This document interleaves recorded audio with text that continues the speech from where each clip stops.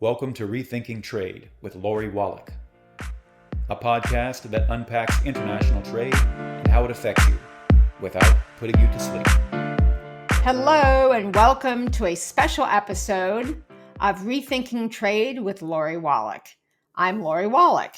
Today on the podcast, we're bringing you the audio from our interesting panel discussion at the American Economic Liberty Project's 2024 Anti-Monopoly Summit last month in Washington, D.C.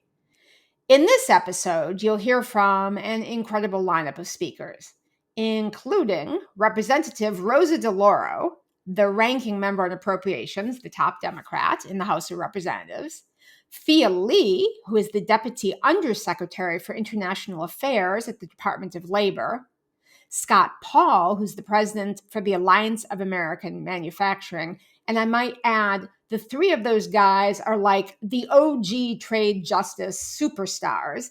I met all of them in 1992 during the NAFTA fight. I also joined this panel. The panel's called A New Trade Policy to Break Up Corporate Power.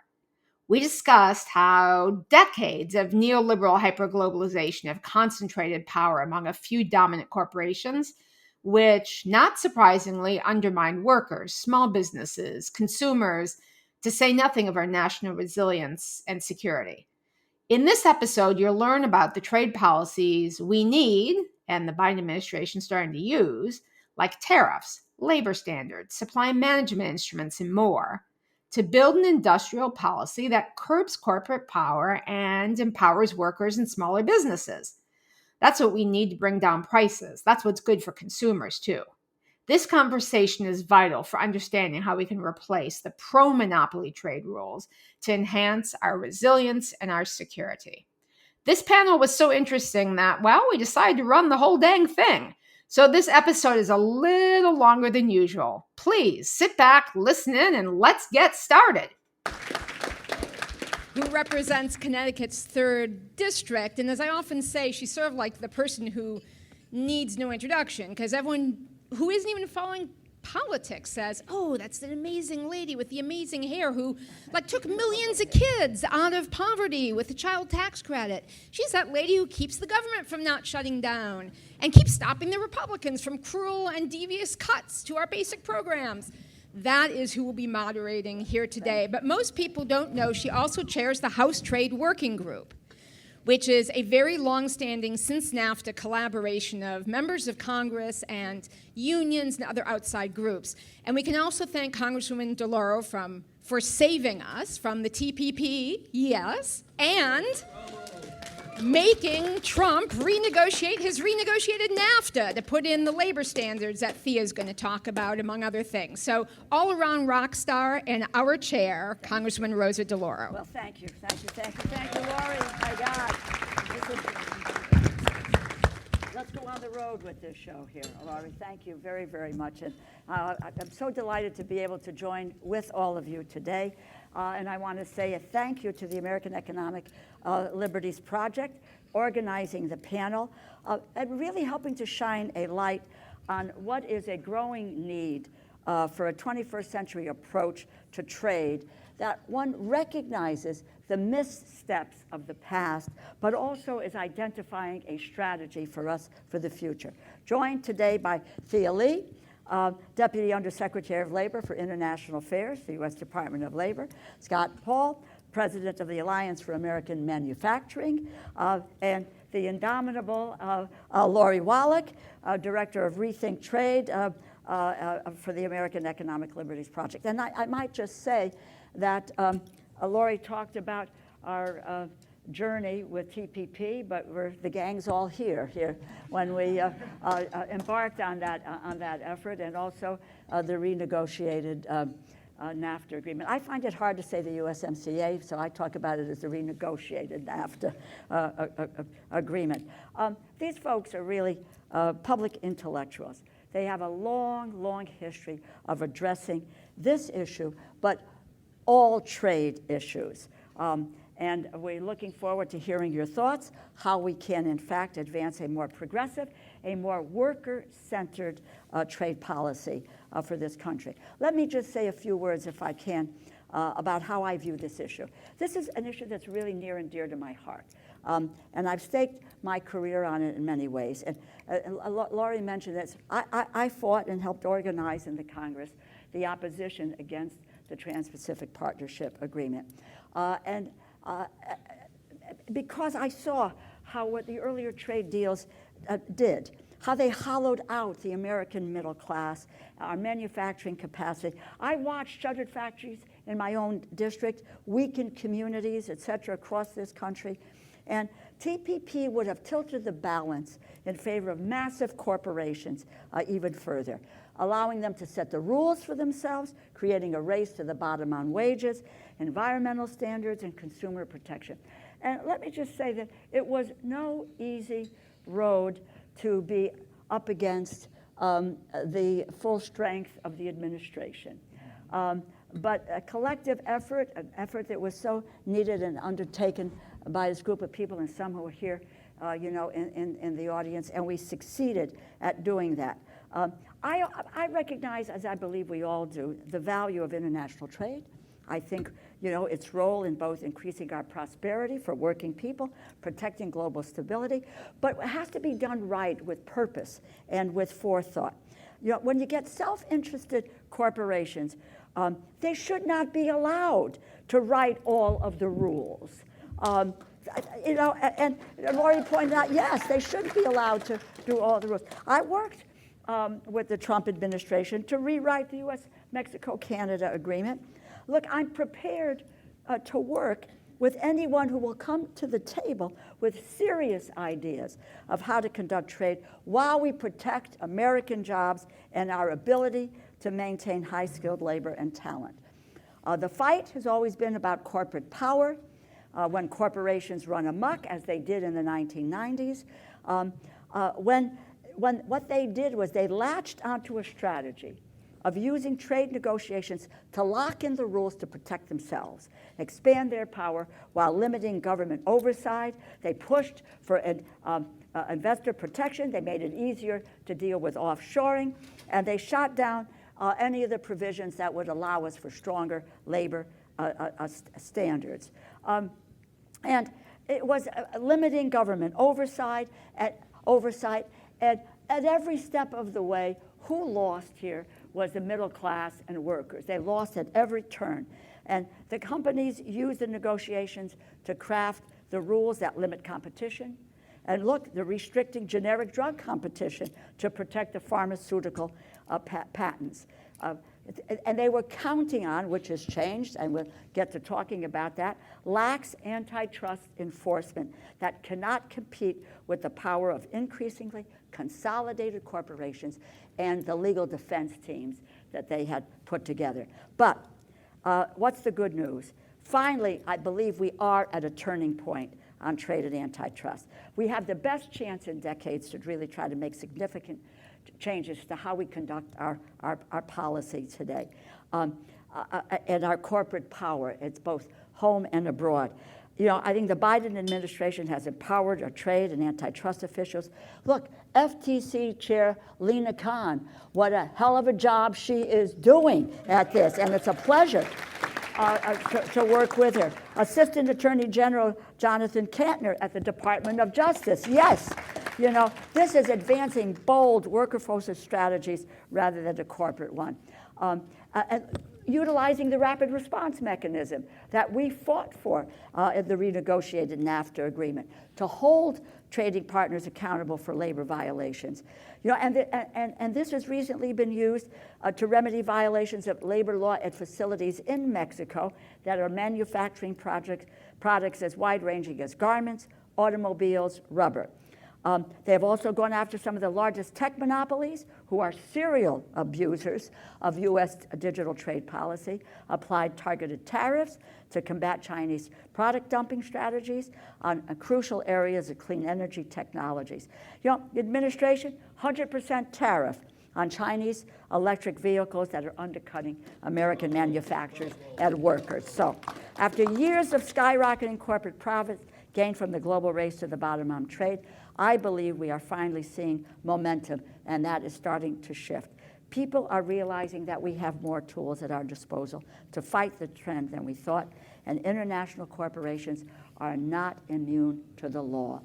From outbound investment screening to closing the custom loopholes, Earl Blumenauer and de minimis, fighting to keep drugs like fentanyl out of the country. So there are opportunities ahead.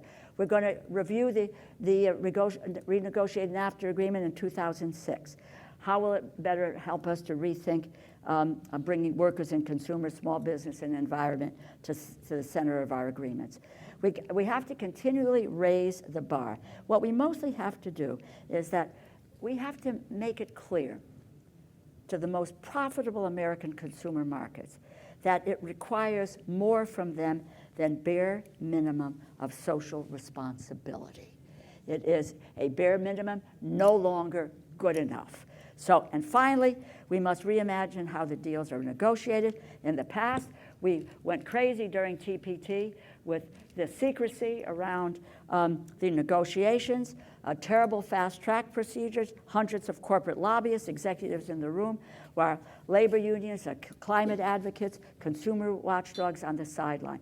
If we want our trade deals to reflect the needs and the interests of the American people, then they must have a seat at the table. And just make two comments about we need to be in the room where it happens, and if you are not at the table, you're on the menu. So we need to really understand that. Trade is good, but like any good thing, without guardrails, it is disastrous. I look forward to a new era of trade policy that recognizes this fact, puts people, not corporations, in charge of our vision.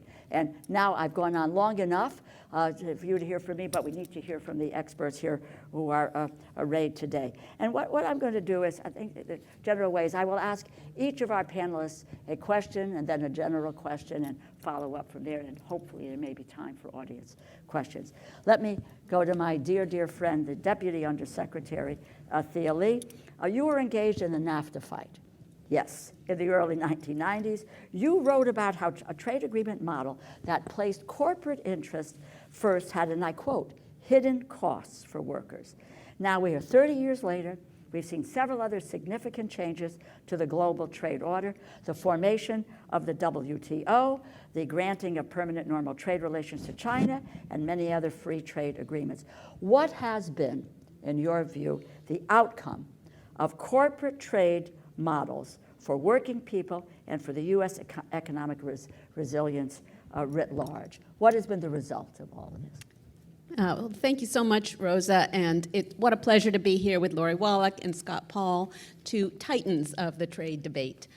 So this is a great pleasure, but we were there in the early 1990s. I was working at the Economic Policy Institute at the time, and the premise was, should trade agreements be just for corporations? Should they be just for multinational corporations to have more power and more wealth and more flexibility and more mobility than they already had? Or were there other considerations at stake? And, at the end of the day, I think we were proven right.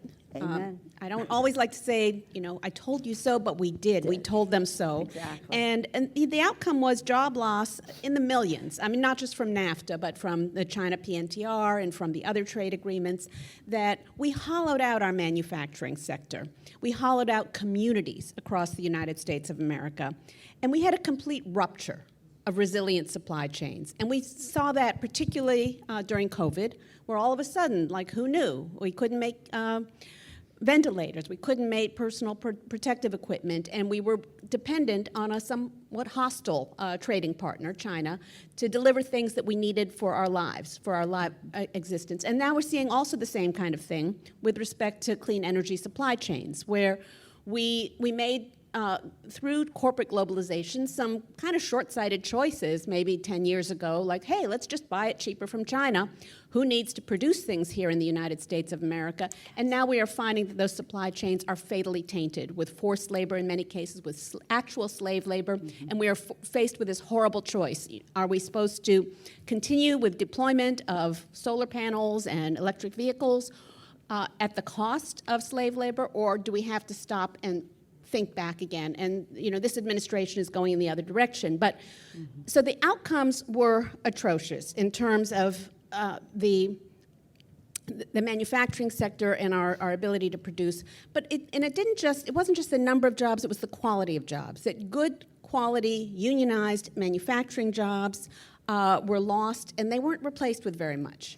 And if you think about it, it was really by design. This was corporate power, corporate ambition, and overreach, that they glommed onto the idea of the trade agreement, and NAFTA was kind of the embodiment of all of that. And they used it to further an agenda of anti-regulation, anti-taxation, anti-union, anti-environment policies, and so they fundamentally undercut democracy. And that is, I think, why we were able to build a really powerful coalition. It was a multinational coalition. It wasn't us against Mexico or against Canada. It was worker activists, environmentalists, civil society activists, human rights activists in Mexico and Canada and the United States coming together. And over time, I think that really served us well, because that's why we always had a vision of what trade agreements could be, or what trade policy could be, that was not just about maximizing profits and corporate power. But if you think about it, of course, in today's conference, it's about shifting the balance of bargaining power. That there is already an inherent imbalance of power between employers and workers. You know, the employers have the capital, they own the factory, the workers have their own labor to offer. And when you think about taking globalization on top of that, you can magnify it 1,000 times. So now you take a multinational corporation, one of the wealthiest entities in the world, and you put it against a worker who might be illiterate, who came out of the rural areas, who's never held a job before, doesn't know what their rights are. And that tremendous imbalance of power is exactly what corporations were looking to, that it wasn't good enough for them. That in the United States of America, they'd already beaten back unions, that they'd already taken away a lot of jobs. They wanted more power. They wanted the power to go and to force governments to compete with each other for the scraps of the global economy. Whether developing country governments, desperate for jobs, desperate for foreign investment, having to offer up weaker regulation, less taxes, busted unions in order to attract investment. So, you know, at the end of the day, if you contrast what was in NAFTA and the trade agreements of that era with what was not in, I think you see a very clear picture. So there were strong protections for intellectual property rights, for pharmaceutical companies, for copyrights, as you said, Rosa. There were strong protections in terms of financial flows, that the big money corporations needed to be able to move their money around without any barriers, without any hiccups. And of course, the investor-state dispute settlement, which empowered individual foreign investors to sue governments over regulations they didn't like. And I'm sure Laurie will talk a little bit more about that.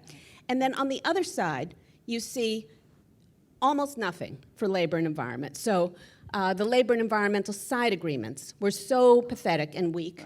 We at the AFL-CIO, I ended up at the AFL-CIO, tried to use those agreements for a couple of decades, but there was no dispute settlement. There was no remedy at the end of the day. So you can spend tens of thousands of dollars getting the workers to testify, showing some egregious abuses of workers' rights that were happening in Mexico with American companies or multinational companies, and at the end of the day, there were no teeth to it. And that was by design. So, you know, it was just the contrast between weaponizing the market access, and if you think about it this way, the corporations were selling off access to the U.S. consumer market to the highest bidder, and they were doing it in a way and on terms that were uniquely favorable to multinational corporations and uniquely damaging to worker power, to environmental protections, to even to consumer protections, because they got the governments of the global south and the labor movements and the activists to have to compete for scraps while they strengthened and embedded their own protections and trying to reduce the risk of outsourcing by locking in market access, locking in low tariffs, locking in investor protections that had not existed before and don't exist in any democratic government, and then forcing governments to compete by keeping taxes low, keeping regulations weak, not enforcing labor protections, and busting unions. So that was the end of the day. It was a sad picture, but I know we're going to go to a brighter place as this conversation evolves. Thank you, Rosa. Well, thank you, Thea. Excellent, excellent. Just a couple of points. We did tell them that. We told them so. And so I can recall, I don't know if some of you can remember as well, that those of us in the Congress who were opposed to NAFTA and spoke out about it, and I'll be very, very clear, the Clinton administration said we were thugs. That's the way we were described, as thugs. But it was equally the question. The outcome was atrocious, and I love this as shifting the balance of bargaining power, which is what this is really all about and what we're continuing about. And we have a moment, to really focus on this. Side agreements, it's a disaster. Side agreements is a disaster. But Thea has really described what was the devastating impact that the corporate-led trade model had, and now on workers and their economic survival. But let me move to Scott, if I can. From your vantage point, what's the impact on manufacturers, the impact on the U.S. industrial base? Did this corporate-led NAFTA style work for all businesses? Thank you, Rosa, and it's great to be Congresswoman Rosa, DeLauro. I wasn't baptized. I have been lucky to have my foot in all of these communities for a long time with Capitol Hill and the trade movement, and so I feel very blessed that way. So in one way, it worked very well for corporations because the shareholder value went up tremendously as they were able to practice this labor arbitrage and have these investments locked into place and not have much of a fear that they'd be removed. So it worked quite well for global wealthy companies until it didn't, and I'll get to that. It didn't work very well for the rest of us, and for companies that were committed to try to produce in the United States, they were undercut by these agreements in a number of different ways. And certainly for working people who were seeking union representations at these facilities, these trade agreements could now be used as a cudgel against them, and it eroded bargaining power that way. And the economic evidence that has been, I think, presented over the last 3 decades now, there were a lot of rosy predictions about how these trade agreements would turn out, that the kind of orthodox economic community was purporting about, like NAFTA would create all these jobs, all these companies would move their production to the United States, not from it, and then rinse and repeat for all of these other agreements, whether it was China or with Central America or the TPP. And what actually happened when you look at, when you review all the predictions that were made, the work that, for instance, the Economic Policy Institute did and other institutions was much more aligned with the reality of what we saw in manufacturing. We lost 1 out of 3 manufacturing jobs in just over a decade. And it was started by NAFTA and kind of turbocharged by the China agreement as well. And that is a swift, sudden decline. And a lot of Americans may not have seen or felt that right away, but the communities in which these workers were located are still feeling the effects and still reeling from them. And there's been follow-on research that has shown that the social and economic impacts of all of this have been incredibly devastating, and that there's higher divorce rates, there's lower connections with community, there's more deaths of despair, there's lower opportunity for wages, there's a lot of flight of young people out, and so you name it, basically, the societal ill, and we've seen it, and there's also promoted political extremism as well. And so it has been a contributing factor to that. And so when you add all of that up, that's been obviously a good deal for a very small subset of America and a terrible deal for most manufacturing, for most workers, and all of this. And I just want to share just a little vignette. I was traveling with one of my sons across the country last summer, and we stopped in Little Rock, Arkansas. We went to the Clinton Library.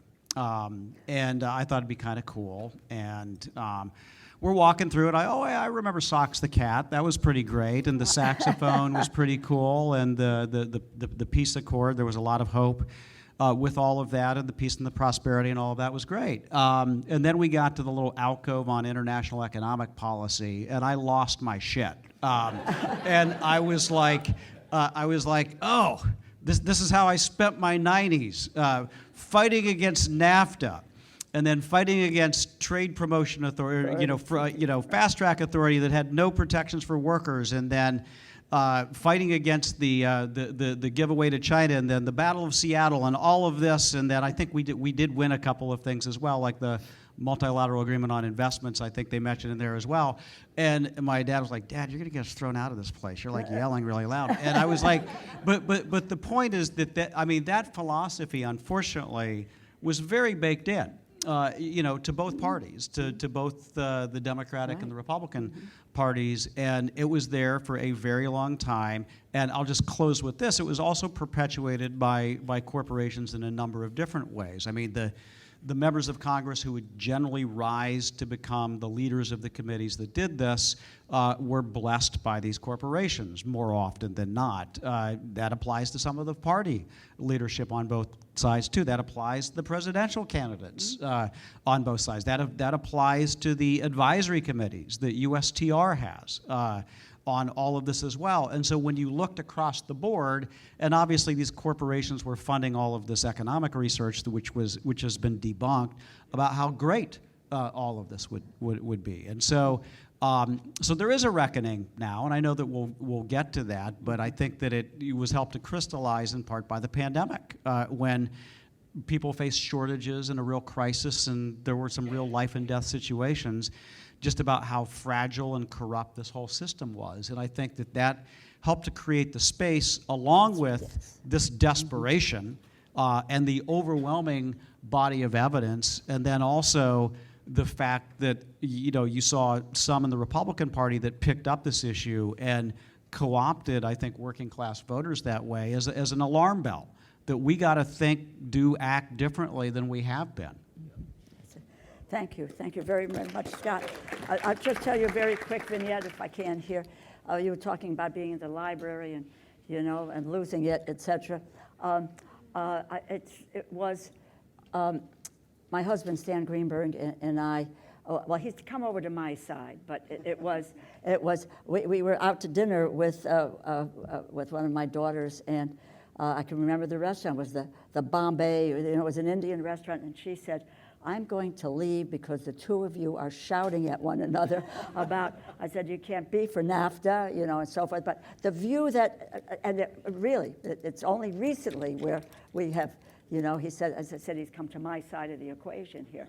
But I think we had, no one believed when we just relayed what would happen. And it happened, which allowed us then, when we were dealing with the loss of those jobs, Connecticut manufacturing jobs to a fare-thee-well, jobs never came back again. The salaries never came back again. And the social consequences, which you laid out there, Scott, but that helped us when we were dealing with the Trans-Pacific Partnership Agreement. We had something to look at and say, look at it, look what happened, let's not go down that road again. And that brings me to asking Laurie, and you're right about the biggest corporations getting the benefit of it. Laurie can speak to really, as I say, I think the level of knowledge she has on trade agreements, there's no word for it. It's just overwhelming. But the specific problems with the old trade model and the provisions, the mechanics that allowed corporations to get away with what they did, and look at where we are today in that regard. So, Laurie, take it away. So it's a pleasure, a thrill to be with my friends and colleagues on this panel. And basically, I think the bottom line of it is that old system of trade agreements concentrated corporate power, increased monopoly worldwide, was a feature, not a bug.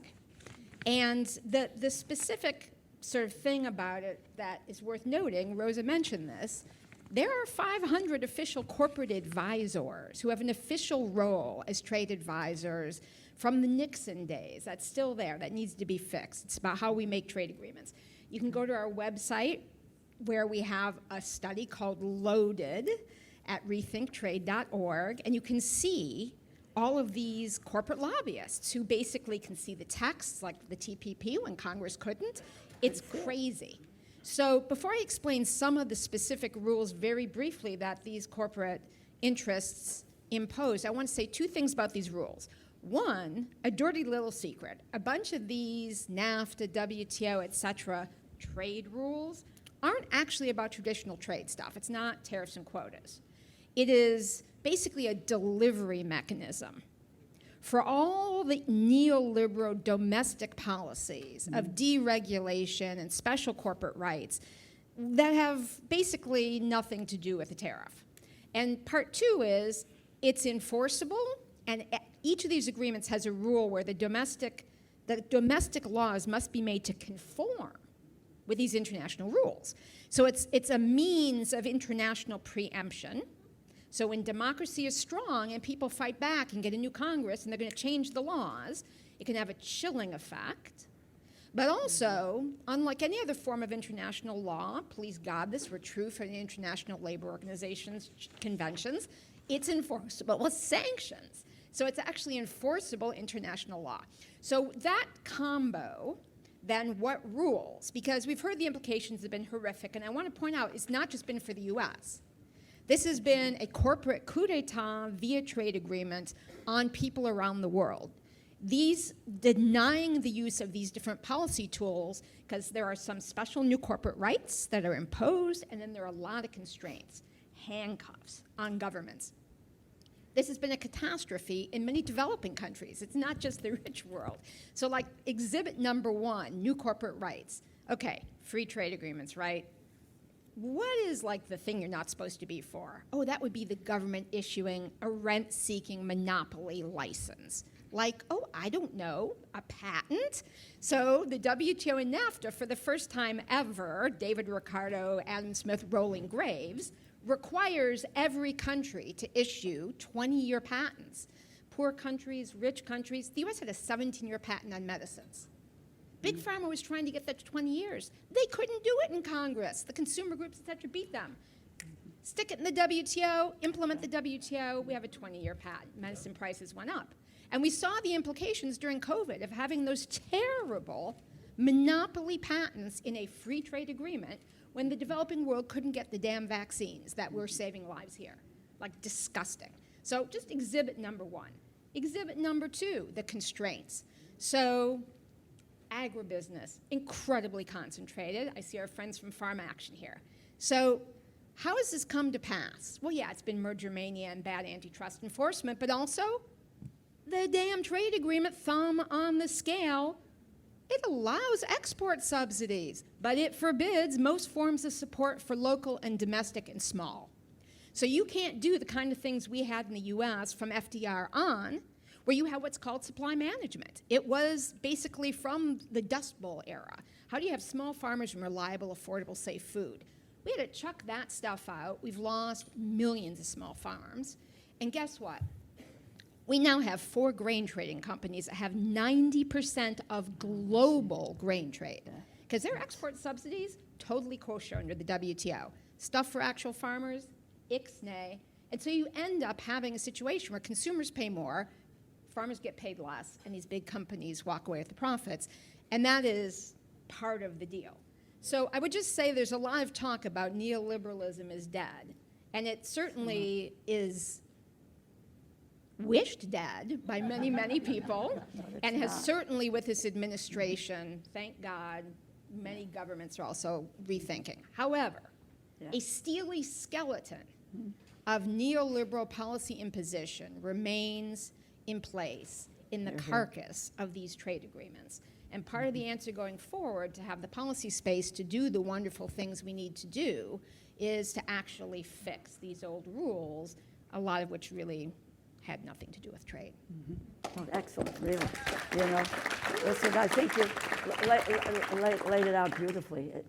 And again, there was nothing for us to juxtapose what we were talking about at that time on NAFTA against anything, but that led us to a renewed strength when we got to the TPP. As I said, it was not an easy road, but we got there. And where we were with USMCA, largely removed the ISDS, corporate, friendly investors, et cetera. And I think we should note on that, because with this current administration, both the President and Ambassador Tai have said that would not be part of any agreements again. However, that is not binding legislation. So when Laurie talks about, this neoliberal notion that if you just open the market, you have free trade, everyone benefits, not the case. Let me just now move to something that is more general. What's next, guys? What is next? What's the vision?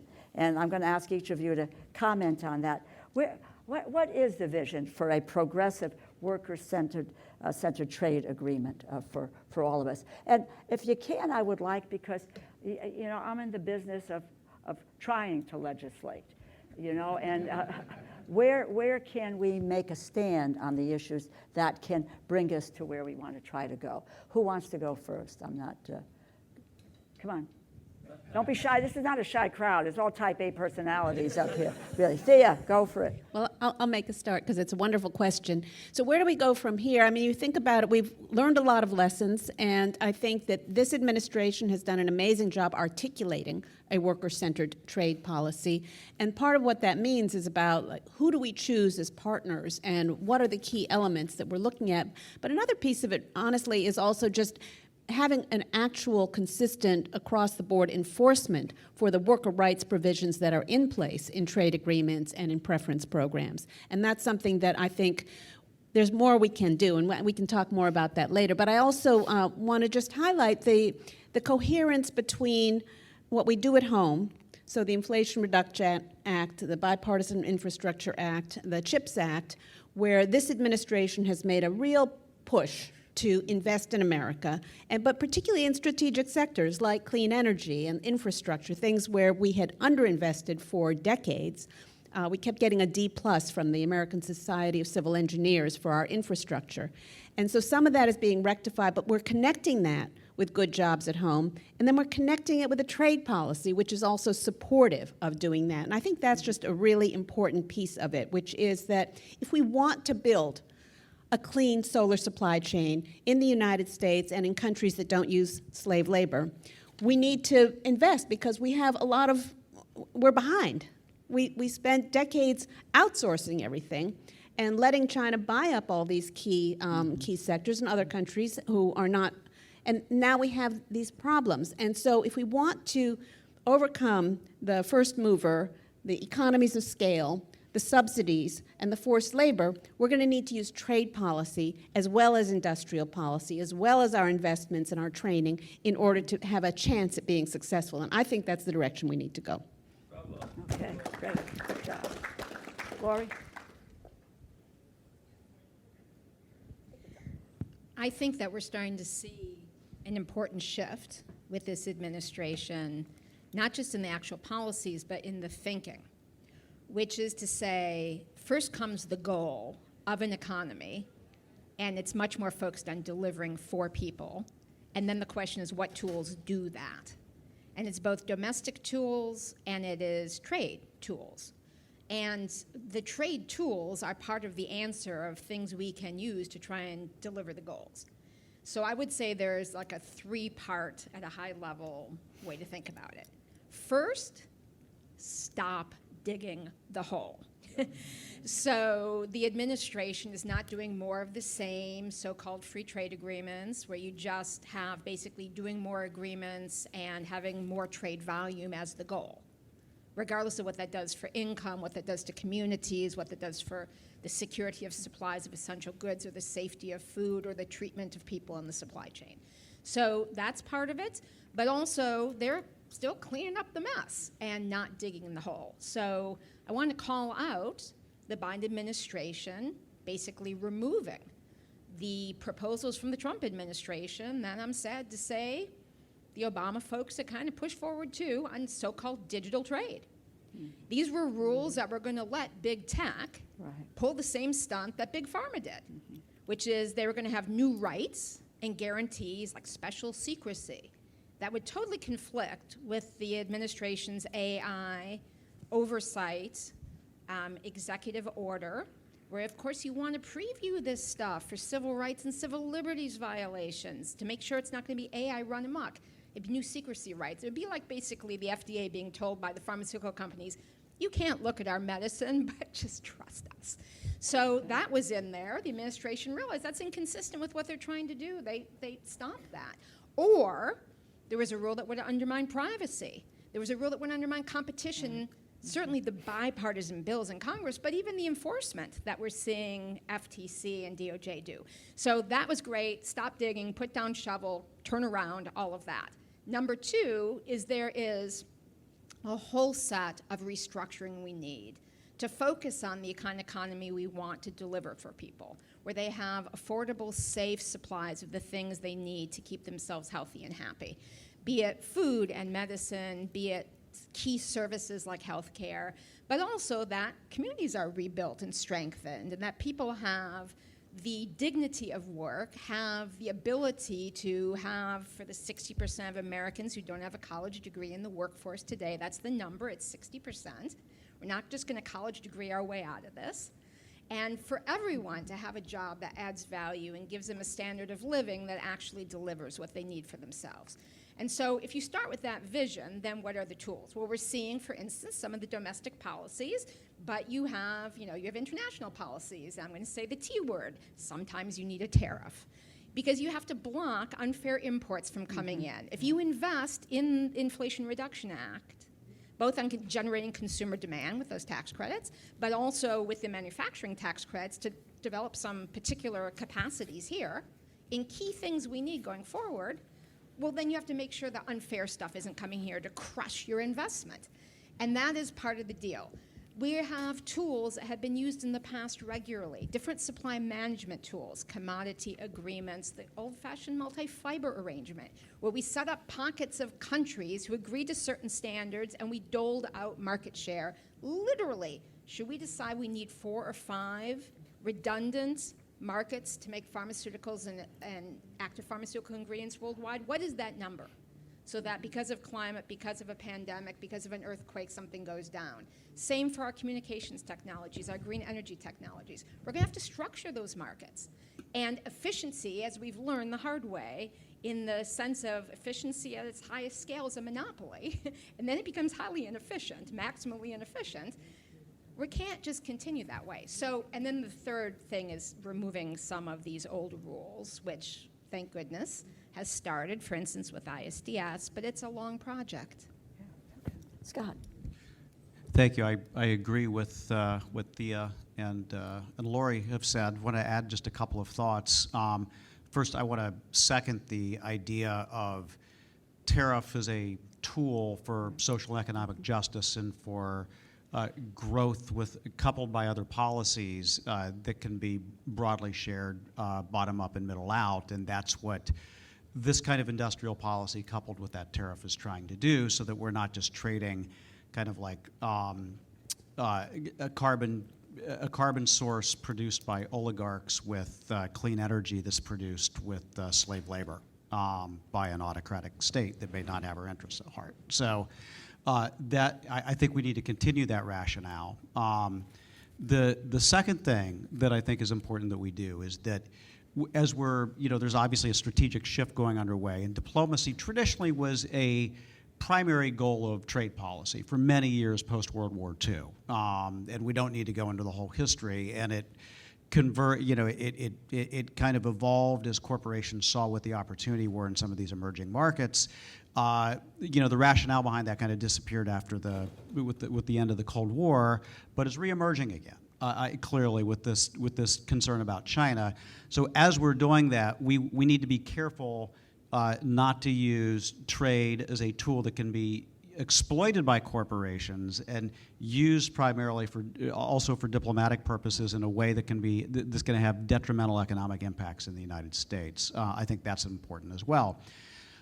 As we're conducting industrial policy, we need to make sure that there's fierce competition and that there are performance standards, that we're not just doing handouts to companies, but that they need to use well-paid workers. They need to respect the right to organize. They need to pay attention to what kind of benefits are being provided in the community, and that way there will be a benefit for the companies and for American consumers and workers at the end of this. And just finally, and the last thing, because this is a group that cares deeply, I know, about competition and monopolies, we need to take back the language from, I think, the free trade neoliberal crowd and these corporations, is that the consumer is at the center of their concern. Which is kind of the Bubba or myth that they perpetuated for 30 years now, right, that right. you guys hate consumers. You want to, do all sorts of bad things to this with right. tariffs and by not denying these opportunities. Well, that is BS, obviously, and we know it's BS, but we need to kind of reclaim the idea that we care deeply about people not only as consumers, but as citizens, as workers, as stakeholders in a broader community, and that they also tend to pass along cost savings and revenue on a short-term basis, but mostly to their shareholders. They're always going to pass along price increases, but that's beside the point. But at any rate, so there is a lot of work to do, but we have a different playing field than we did before, and that's thanks to a lot of great work that folks up here did. I would just say a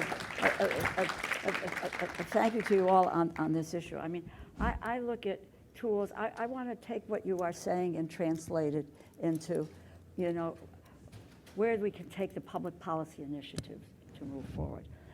And one of the areas that has been, that comes with, the issue of the CHIPS legislation. And while we are providing something, $52 billion to manufacturers to bring back, an industry here. On the other hand, I think we need to take a look at, and what we're trying to do is deal with an outbound review mechanism. So to not allow us to offshore technology, particularly to China and so forth. And in many respects, that is being fought by the very industries that are getting the beneficiaries of the $52 billion. So what we need to do is to understand that, yes, in terms of what policy we have and with the administration, is that it's not, yes, we need to work with our trading partners, but we should not be, once again, selling off our technology or whatever else. And I think that there's a need to really focus, to galvanize around, an effort in that regard and stand up for it. At the moment, I think the administration and the de minimis closing that loophole is critical. And I think what we need to do is to identify and prioritize some of these efforts, and whether it is through executive order, whether it is through various agencies, whether it's Treasury or Commerce or whatever it is, that they have to be on board as well to understand how we're going forward. We have, we're looking at a totally different administration, but I think we have places where we can really tighten up some of the things that we are trying to accomplish in order to make our trade agreements what they should be for the future. You've gotten a little bit into this, but the issue of obstacles. This is not, we're not Pollyanna, going forward here. There are still considerable obstacles. It's great. Vision is terrific of where we want to go, but where do those obstacles exist, and how are we going to push back and really look at a stronger countervailing, worker-centered strategy in doing this. Let's be quick about that. I don't know what our timing is, but what the hell? Let's just go. Let's just answer, really, I mean, because I think it's important. Washington, the window doesn't open for very long. We have a window at the moment to move through this and to try to make our voices heard, to deal with specific policy where we can change the way things have been done. We have started on that road. So let's continue. Quickly, obstacles that we need to try to overcome in this effort. Laura, go ahead. Speed round. So shorthand for we need to build power and bottom-up power and bring together the diverse audiences that are here: small business people, independent farmers, labor union activists, people who care about the environment, etc. I mean, if you just even think about the fact that we need to have resilient supplies to beat the climate crisis of, say, the solar panels, that when China got angry with us, they just cut us off with the supply. So, if you're coming from the climate perspective, think of it that way. If you're coming from the union perspective, think about good union jobs making the stuff here. If you're coming from the business perspective, think of the supply chain you can invest in. And I just want to call out Arthur Stamolis, who's the head of Citizens Trade Campaign. See him if you want to know how to get involved campaigning. He has grassroots coalitions across the country who are basically the field troops behind General DeLauro when we have these major fights. So please see Arthur. I think another thing just to flag is sort of a great guidebook is we have a study out on the table that we did at AELP on the CHIPS bill. Okay. Good step in the right direction, but what Rosa has pointed out is every single kind of issue we're concerned about. So like the money should go to new entrants as well as to the existing companies. If the existing companies are getting money, there should be conditions that they are not being anti-competitive. There should be no stock buybacks. There should be labor and organizing requirements. So some of these conditions, for a variety of reasons, didn't make it into round one. But that study helps lay out the kinds of things that we can be fighting for together. And then just, when you had asked originally, what is it exactly of the new rules, one of the things I ran out of time to say, but in the international structure, I just want to underscore what Thea was saying, which is if we establish a floor of decency, for instance, the existing International Labor Organization standards, the existing multilateral environmental agreement standards, as Rosa's fought for decades, if that's the floor that international trade operates on, then we have a possibility to have to actually lift up economies around the world. Okay, speed run. So I think, first of all, I would say what's been successful has been linking labor rights to trade agreements, both the Tariff Act of 1930, which bans the import of goods made in whole or in part with forced labor, which has been a game changer in terms of corporate accountability throughout their supply chain. Whether they've outsourced everything, whether they know about it or they don't know about it, they are actually responsible for not having forced labor anywhere in their supply chain. And that is really important and it's really powerful and we should use it more.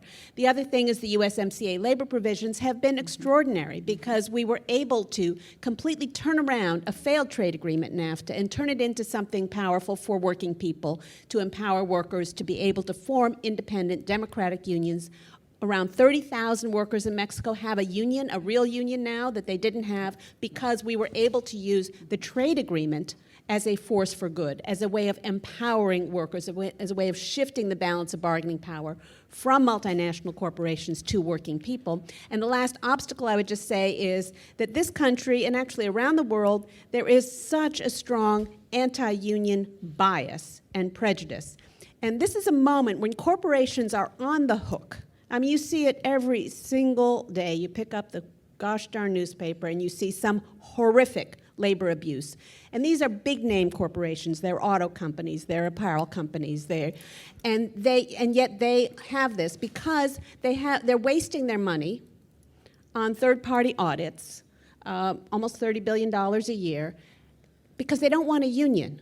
You can pay a bunch of auditors, expensive people in suits, to fly around the world and stay in fancy hotel rooms and show up announced at a factory and not find any problems. Or you could have a darn union that's there 7 days a week, that is elected and democratic and trusted by the workers, and you might not have to worry about those kinds of abuses. So if we can overcome that prejudice, I think we could make a ton of progress. Here we go. Scott.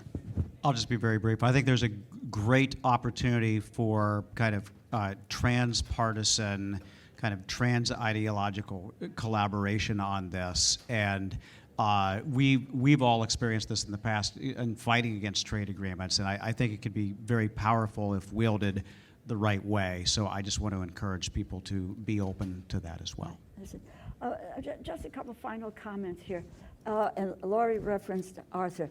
Let me just take what happened with the Trans-Pacific Partnership Agreement was this was an inside-outside endeavor, if you will.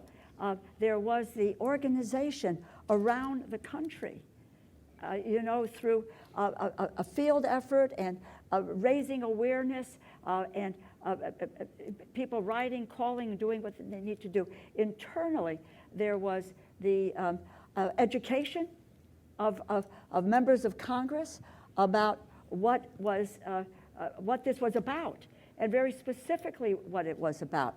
I would venture to say today that what we need to do is to engage the Congress on how we want to go forward, and not sit back and say, we renegotiated the NAFTA agreement, we got some good things, and that's where we're going to leave it. We cannot afford to do that. And this is the moment to try to engage with Congress, engage with the advocacy groups outside of the unions and others, the environmental groups, the broad coalition that we try to bring together in the Trade Working Group, to make it possible for people to understand what is at stake. I don't think that because we haven't had a fight like we did with NAFTA or with TPP, that we are at a moment where people truly in the Congress, some do obviously, but don't understand what is happening and how we have the ability to turn it around. I will just say something. I was in the room with 6 of us and with the trade people, the Trump trade people, and we're debating forced labor. You get, how in the hell could we as the United States of America be having a conversation? No, there's no forced labor. That's it. It's not going to be equivocated in any way. But that's the kind of... Only if not too expensive. Right. But that's where we have to go. Listen, we are woefully out of time here and so forth. But I just want to say, you really are listening to panelists who live and breathe these issues every day. Their public service and that commitment is so apparent in the knowledge, the commitment, the passion for these issues. So I'm so pleased to be with them. And what I really want to leave people with is we have a moment when we need to take on corporations, 55 of whom pay 0 taxes, another 39 who don't pay. How does this translate to trade? Yes, they are there, they are in force, and they're going to try to push us back. We cannot allow it to happen to us again. And if we don't do that now, then we will have opened the door to going backward rather than to go forward. And I hope people are, fired up really in a way that corporations, we have to hold them accountable and not have abusive trade policy for their own goals. So with that, let's try to galvanize the Congress. Let's try to organize outside and do it. Thank you. Thank you, one and all.